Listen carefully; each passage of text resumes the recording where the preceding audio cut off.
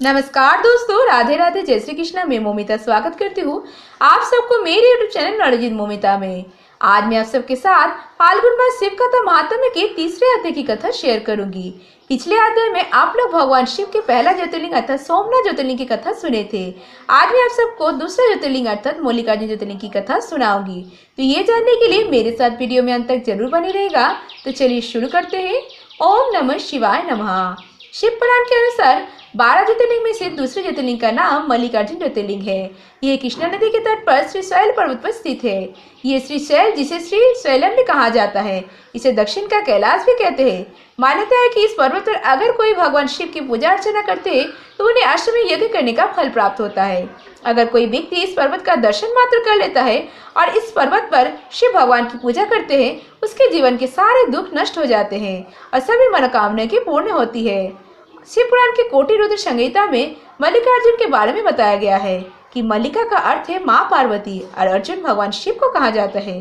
अगर हम दोनों शब्द को संधि करते हैं तब मल्लिकार्जुन शब्द बनता है। आइए सुनते हैं मल्लिकार्जुन ज्योतिर्लिंग की कथा।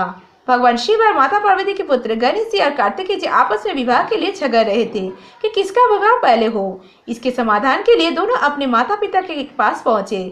झगड़ा को निपटाने के लिए माता पार्वती ने अपने दोनों पुत्र से कहा कि तुम दोनों में से जो कोई भी इस पृथ्वी का परिक्रमा करके पहले यहाँ आएगा उसी का विवाह पहले होगा। ऐसा सुनते ही कार्तिकेय जी ने पहले पृथ्वी का परिक्रमा करना शुरू कर दिया, लेकिन गणेश जी का स्वरूप मोटा था और उनका वाहन चूहा होने के कारण वह इतनी जल्दी पृथ्वी का परिक्रमा कैसे कर पाते। गणेश जी का स्वरूप जरूर मोटा था, लेकिन उनमें बहुत बुद्धि थी। थोड़ी देर उन्होंने विचार किया और अपने माता पिता से एक स्थान पर बैठने का आग्रह किया। फिर उन्होंने अपने माता पिता के साथ परिक्रमा की। इस तरह से अपने माता पिता के परिक्रमा करके पृथ्वी के परिक्रमा से मिलने वाले फल की वो शर्त जीतने अधिकारी बन गए और उन्होंने शर्त जीत ली। उनकी इस युक्ति को देखकर माता पार्वती और भगवान शिव बहुत प्रसन्न हुए। उन्होंने गणेश जी का विवाह करा दिया। बाद में जब कार्तिकेय जी पृथ्वी का परिक्रमा करके लौटे तब बहुत दुखी हुए, क्योंकि गणेश जी का विवाह पहले करा दिया गया था। कार्तिकेय जी ने माता पिता के चरण छुए और वहां से चले गए। वह दुखी होकर कौंच पर्वत पर चले गए। जब इस बात का पता माता पार्वती और भगवान शिव को लगा तब उन्होंने नारद जी को कार्तिकेय जी को मनाने और वापस लाने के लिए भेजा। नारद जी क्रोंच पर्वत पर पहुंचे और नारद जी ने कार्तिकेय जी के मरने के लिए बहुत प्रयास किया, लेकिन कार्तिकेय जी नहीं माने। नारद जी निराश होकर माँ पार्वती और शिव जी के पास पहुंचे और सारा वृत्तांत कह सुनाया। ऐसा सुनकर माता बहुत दुखी हुई और पुत्र स्नेह के कारण स्वयं भगवान शिव के साथ क्रोंच पर्वत पर पहुंची।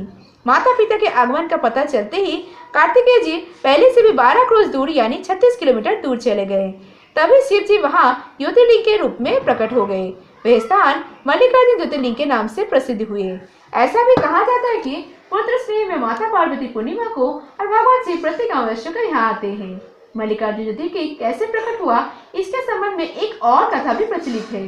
ऐसा कहा जाता है कि कौंच पर्वत के निकट ही किसी चंद्रगुप्त नाम का राजा की राजधानी थी। राजा की बेटी किसी समय संकट में फंस गई और समस्या के लिए वह कन्या राजमहल छोड़कर पर्वत पर चली गई। वह पर्वत पर रहकर अपना जीवन यापन करने लगी। उसके पास एक बहुत सुंदर काले रंग का गाय थी।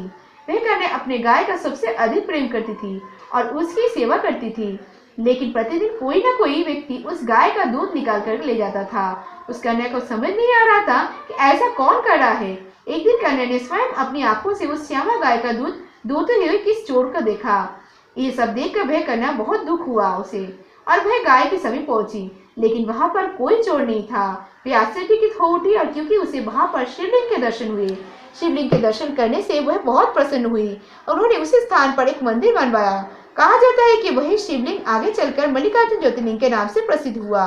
मल्लिकार्जुन ज्योतिर्लिंग का दर्शन मात्र से ही लोगों की सभी मनोकामनाएं पूर्ण होती है और माता पार्वती और शिव जी की कृपा उन पर बनी रहती है। जय भोलेनाथ की, जय माँ पार्वती की। आज के फाल्गुन मास शिव कथा महात्म्य की तीसरे अध्याय की कथा समाप्त हुआ।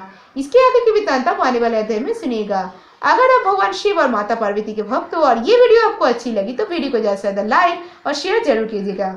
ऐसे और वीडियोस पाने के लिए मेरे चैनल नॉलेज मोमिता को जरूर सब्सक्राइब कीजिएगा। सब्सक्राइब के बाद बेल आइकन दबाना मत भूलिएगा, जिससे कि आने वाले वीडियो की नोटिफिकेशन जैसे मिल जाए।